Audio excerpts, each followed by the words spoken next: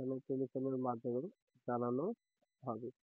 ১৭ নম্বরে প্রাথমিক স্বাস্থ্য ও মৌখিক পরীক্ষা।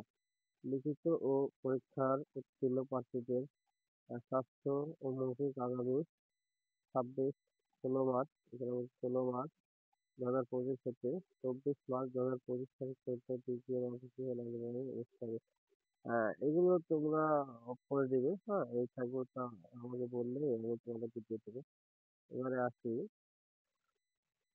আর এখানে কাগজপাতি কি লাগে, এখানে পার্থক্য অনুসরণ আহ, কাগজপাতি বলতে গেলে শিক্ষাগতদের যেটা বলে দিয়েছি, কাগজপত্র আর কিছু লাগবে না। এগুলো হলে হবে।